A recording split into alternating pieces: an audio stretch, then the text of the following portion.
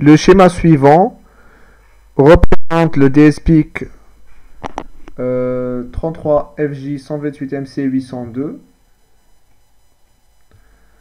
pour pouvoir piloter un onduleur triphasé. Donc on a également la partie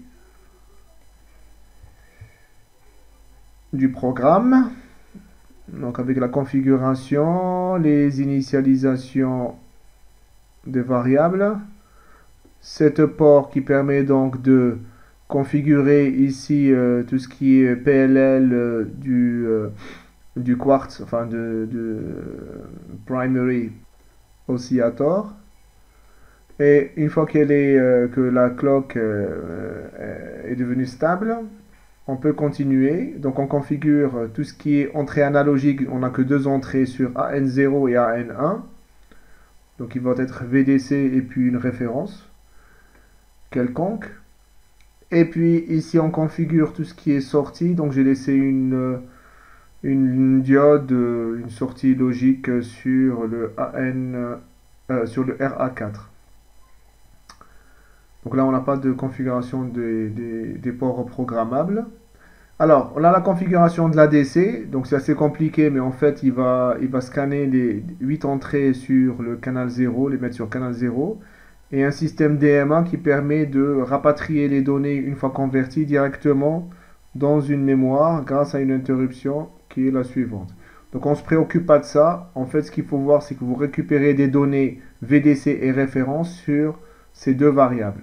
Donc tout ce que vous allez mettre sur AN0 va venir sur VDC et tout ce que vous allez mettre sur AN1 va venir sur REF. Ce sont des valeurs de 0 à 1023. Alors, on a également configuré la PWM. Donc cette variable, elle est où?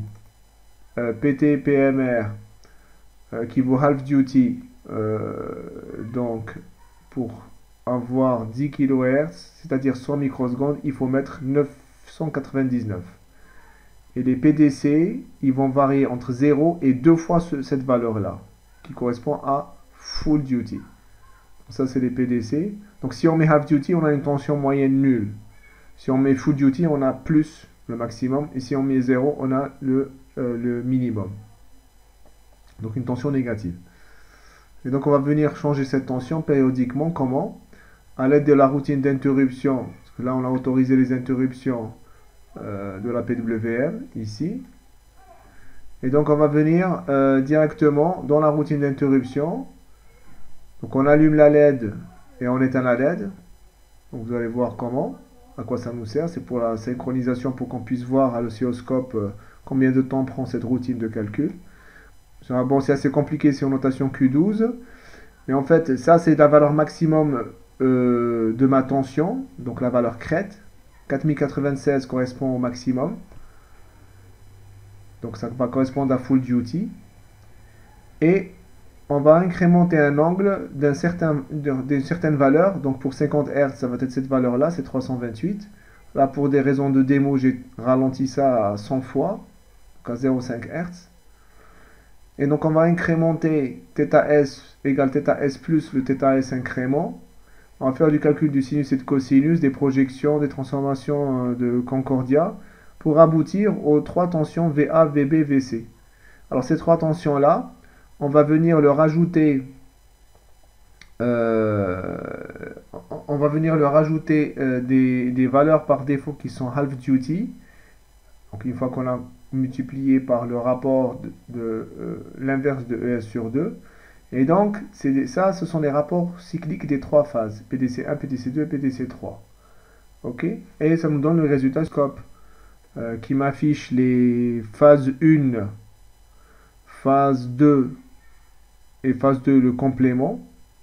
Donc on voit bien qu'on a des sorties complémentaires, donc PWM 2H et 2 low. Et ça, c'est PWM 1H. Ça, c'est la running LED. Donc c'est pour la synchronisation, parce que si j'enlève la synchronisation, ben, on va rien voir du tout. Donc là, je synchronise et je vois bien que j'ai 100 microsecondes de période, donc ce qui me correspond à 10 kHz. Et là, je vois bien que le rapport cyclique, par exemple ici, est en train de varier. Donc là, on a une variation de 0,5 Hz, mais on peut avoir beaucoup plus. Voilà, bon courage pour la suite.